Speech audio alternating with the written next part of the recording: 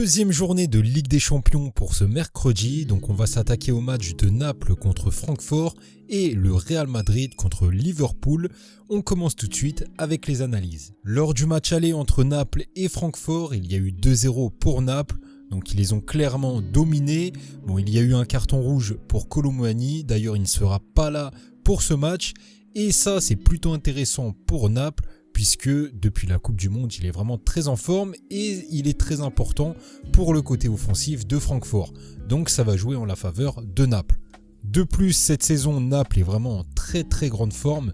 Donc on voit qu'ils sont sur 60% de victoires à domicile contre 0% pour Francfort. Donc ça joue clairement en la faveur de Naples. Naples est sur une moyenne de 1,80 buts de marqués pour 0,80 d'encaissés à domicile.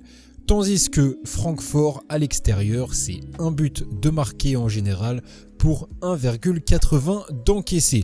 Donc encore une fois, c'est en faveur de Naples et même pour les X-Goals, c'est un avantage également pour les locaux.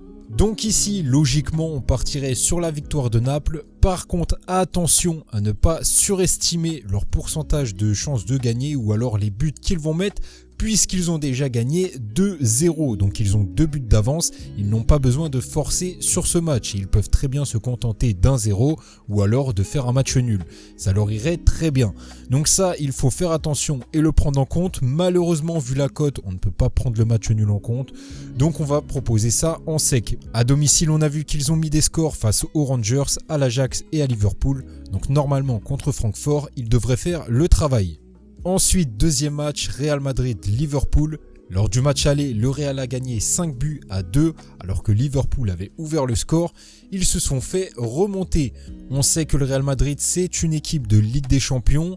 Liverpool, bon, ça reste bon, mais le Real, c'est vraiment leur compétition. À domicile, ils sont sur 60% de victoires, tandis que Liverpool est seulement sur 20% à l'extérieur. Cette saison, ces deux équipes ne sont pas très convaincantes. Le Real, c'est pas mal, mais on peut s'attendre à mieux. Et Liverpool, ils sont vraiment en difficulté.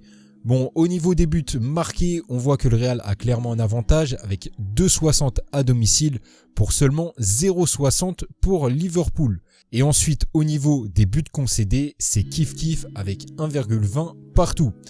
Et on voit également au niveau des X-Goals que c'est clairement le Real qui a l'avantage avec 2,70 contre 1,73.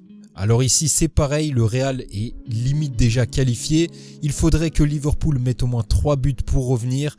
Ça risque d'être assez compliqué.